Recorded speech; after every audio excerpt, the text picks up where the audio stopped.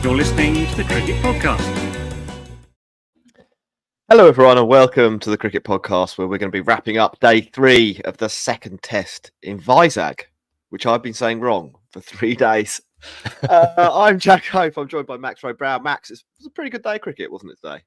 It was. Maybe you should go with the easier name of Vishakhapatnam first, and then you won't run into any issues. It was a good day. It's been 2 really good tests so far, hasn't it? You know, regardless of the fact that in both situations, it's to all intents and purposes after the first couple of days looked like England are quite far behind. We know that ruling England out is a perilous thing to do. It's been really good cricket. It's been played on good pitches that have offered enough for the batters and the bowlers, and I've thoroughly enjoyed it. Yeah, well said, Max. We're going to be going through the day's play. Obviously, there's a big Shubman Gill century. There's wickets for James Anderson. There's the question of whether England can do it again, and more. Before that, though, we just want to plug ourselves on Twitter, Instagram, Facebook, TikTok, actually, as well. We should add that to the logo on the YouTube screen. At the Cricket Pod, if you want to follow us there. And if you want to support the show directly, patreon.com/thecricketpod, where from just £4 a month, you can get access to bonus content. Max, what happened today for those who didn't get up at 4 a.m.? For example, like a person who went to bed at 1 in the morning after drinking about 9 beers last night. I'll tell you what happened, Jack. England started with 1 goal in mind, which was bowl India out. India started the day, 28 for none, a lead of about 190. And England's job was obviously to restrict that as much as possible. And good old Jimmy Anderson, 41 years to the good. Removed Rohit impressively, cartwheeling his off stump, and Jaiswal shortly after. England had got the big 2 guys out at the top, and it was looking good. And they looked like they were going to get Shubman Gill without trying too hard, but somehow he escaped the first half an hour and never looked back, tucked into the spinners once he was at the crease, and looked like the prince of old rather than the Shubman Gill of the post-Dengue era. And it was a thoroughly important innings from Shubman Gill, because aside from Akshar Patel, no one else really did anything apart from a slightly bizarre innings from Ashwin towards the end. And 255 was what India put up. A really good effort from England's bowlers overall. Some excellent glove work from Ben Foakes. A fantastic catch from Ben Stokes off Shreyas Iyer. And, 255, England will probably be fairly happy that they managed to get India out for that total. They might be disappointed it wasn't a bit lower, obviously, with Shubman Gill scoring the 100. But overall, not a bad effort from England. But in the world of logic and reason, we'd be looking at this with England needing 399 to win in the 4th innings chase in India, and we'd have written it off, and we wouldn't even bother watching tomorrow just to see. It would just be vaguely interested in how badly England are going to lose. But we're all sat here, and people are saying England might win. Shubman Gill's given England a 30% chance of winning this Test match. And why? Why are we even talking about it? It doesn't make sense. The internet says that England have got a 17.9% chance of winning, so they're not as quite. It's still pretty high. Shubman Gill. I mean, like when they came out to bat, I was convinced that there was no chance they were going to win this game. Yeah. And now I'm sitting here and I'm thinking this is in the balance. I don't know. It's hypnotic, isn't it? It is the whole thing that they do. It is like a cult that people have just bought into. And it's not just England that have bought into it now. It's everyone. Now Shubman Gill's in. Shubman Gill's in. I think Rohit Sharma's in, because for some reason, I don't know what you made of it, but that passage of play at the end when they just got Ben Duckett and Rayan Ahmed came out. And it's just sort of... Rayan Ahmed came out and we were like, okay, so Rayan Ahmed's the Nighthawk now. He's taken over Stuart Broad's role. And India just seemed to let that happen. They didn't, crowd around the bat, put pressure on. It was just like, yeah, okay, well, I guess this is how it works now. So we'll just do some normal fields and let you try and score some runs. That was a bit odd. And yeah, everyone's just sort of kind of been hoodwinked by the fact, obviously, England's great escape in Hyderabad. Obviously, people have made quite a lot about that chase against India at Edgbaston as well. Was it 378 for 3? But I mean, this is a different ball game, isn't it? Doing it in India, like no one's got close. I mean, I tend to as a agree with touring that. side. Yeah. Yesterday on the podcast, we had Dan on, and I asked Dan, like, what do you think top end England could do? And he was like, 350 is the best they could. That's pretty high. Well, he said that, and I was like, yeah, it's a lot of runs. I think that should leave England buried. And now that they're chasing 400, I'm thinking, God, those Ashwin runs, they might have been a bit scratchy or whatever, but they could be crucial. That could be the whole game. Ashwin's 29.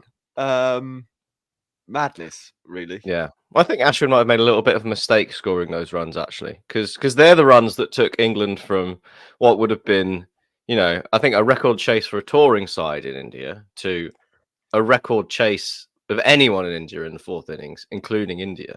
And that's the kind of thing that Bazball's targeted at, destroying all records. If they'd left one record left, I don't think England would be doing it. It's not enough. There's not enough glory in it. But if you add, if you add a few more, suddenly everything's there to be taken down. Yeah, I mean, it would be mad. I'm pretty sure that no team has ever scored 399 ever in a fourth innings in India. No. So you would say history is against England, but I should point out, like, it is in this cult that they have developed with Baz as the Grandmaster.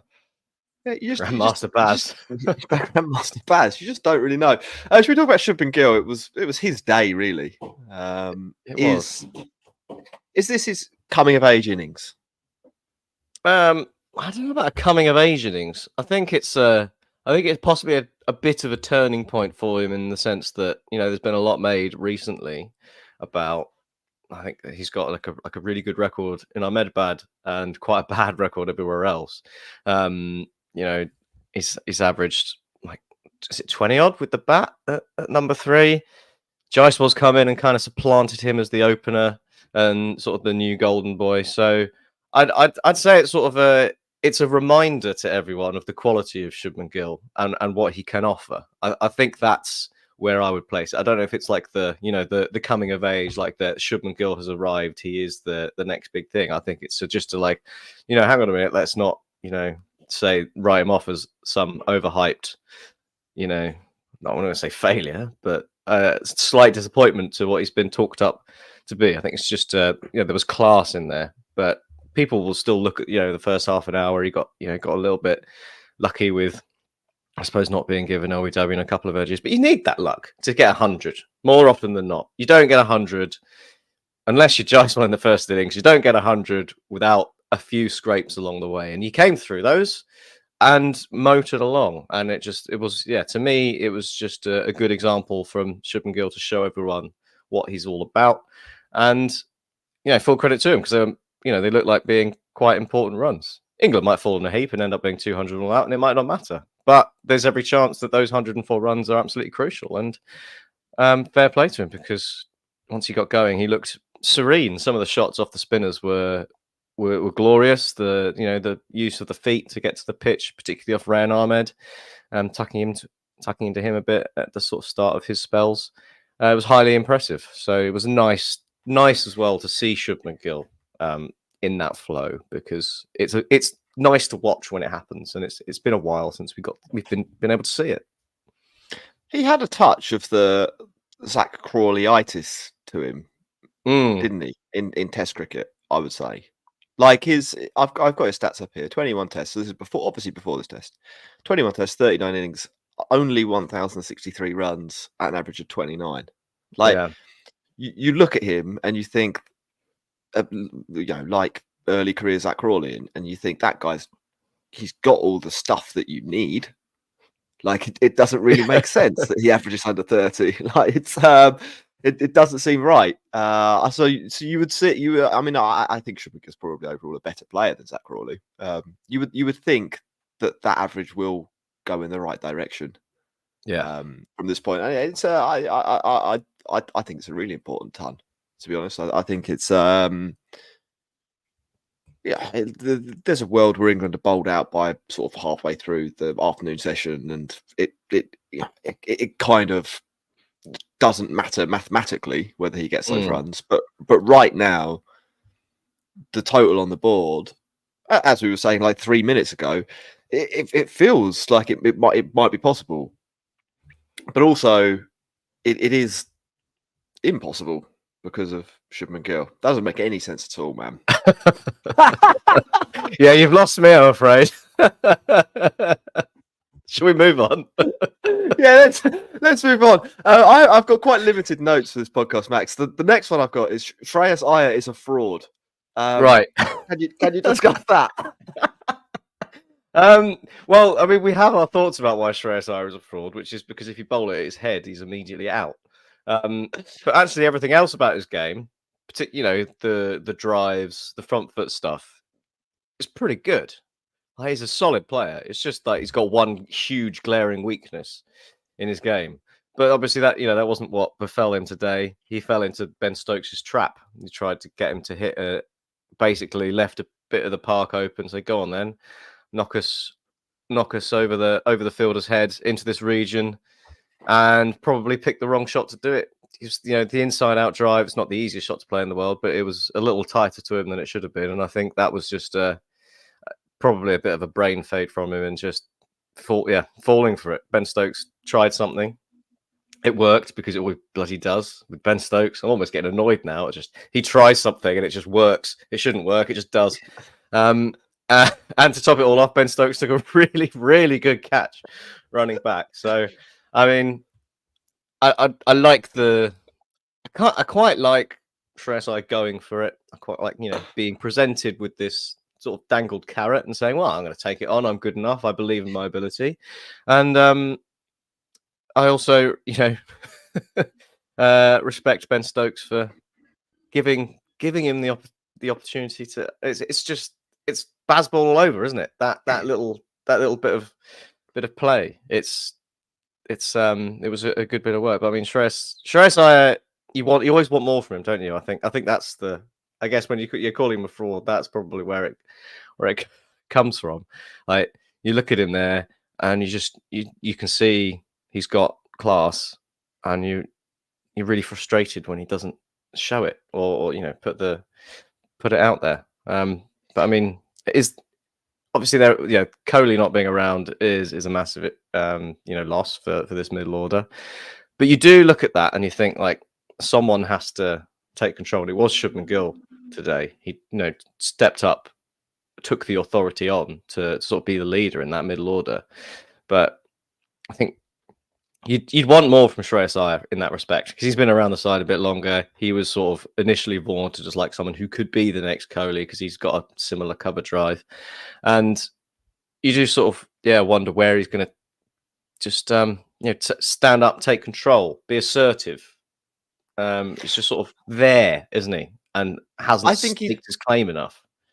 I think he's one of those players who very occasionally will do something unbelievable. Just score a ridiculous ton, and you'll be like how has that happened when all the other stuff happens as well? I think it's actually quite rare in international level cricket, that you get people who are genuinely terrible at making decisions, and I think he's one of them.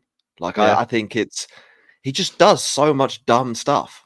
And I think we say, "Oh, that guy's an idiot," or "He got out in a really stupid way." It's quite common that, from a punditry perspective, people will describe cricket in those terms. So I think mostly when people do, what has actually happened isn't someone being an idiot. It's a limit of their game that's been exposed. It's Zach. Let's use Zach Crawley, because we brought him up. We brought him up on this podcast already.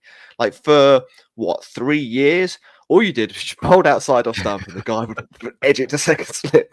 Yeah, he'll hit you four times first, but you'll get him. Yeah, it wasn't because he was stupid that he was doing it. It was because he had a defect in his game. Like he had a judgment problem. Like in that moment, he thought the ball was somewhere, and it wasn't, and that's why he edged it. With Shreyas Iyer, it is like you say, you dangle the carrot, or not even the carrot. You dangle the massive bomb with bomb written on it in front of him, and the guy goes, "Yeah, all right then," and lights the thing and runs around with it like a Batman villain from the 50s. Yeah. I mean, I don't know. It really perplexes me. I mean, like a guy, nobody really is a fraud who actually averages 37 in Test cricket. Like, clearly, he's a good cricketer, but like, good grief, you do wonder like what's going on in the brain. Yeah, and they were going along really well at that point. They'd rebuilt from a position where there was a little bit of jeopardy, and Shubman Gill and Shreyas Iyer just calmed things down. And if they put on another 50 between them and we're still there, you're looking at it in England like, yeah, this is done. Let's see what we can do, but we're not going to win this game. And then you go and do that, and it gives England an opening, and they took control of that opening. They took 2 quick wickets after tea, and and then here we loads are. more quick wickets. Yeah, and then here we are talking about England with a chance of chasing 399 for some reason.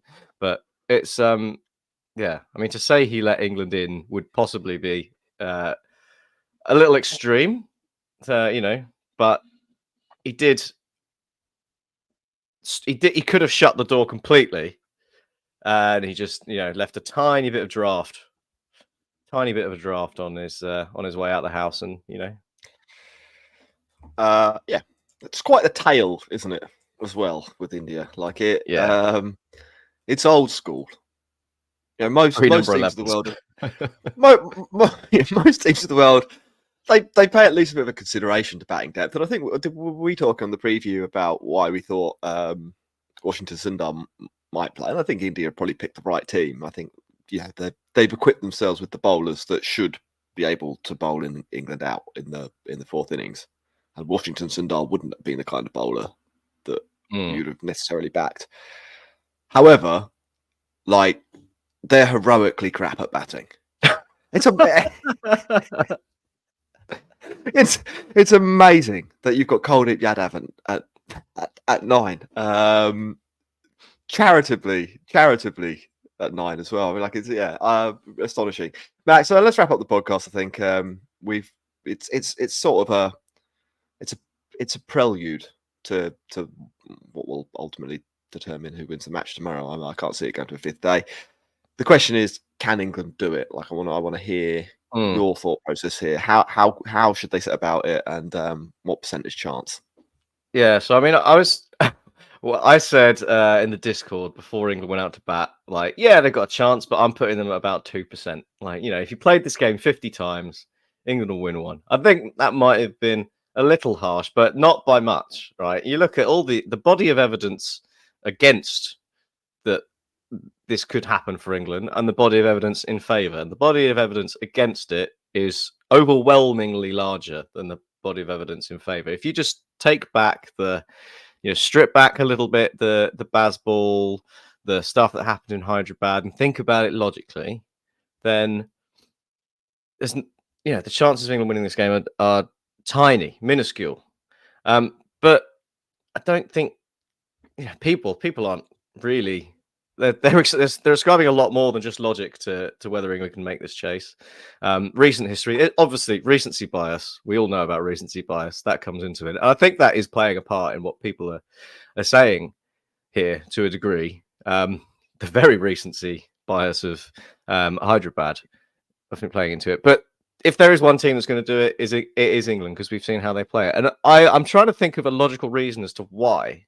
Not just because of what everyone's been, seen in the last few years, but why England, from a purely cricketing point of view, why this England and their approach makes it more likely that they're going to chase these huge scores in the 4th innings.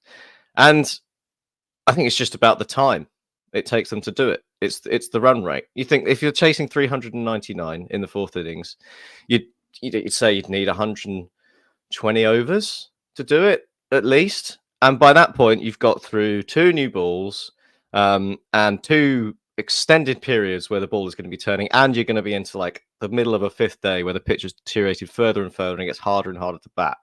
But England shorten everything, and they do it.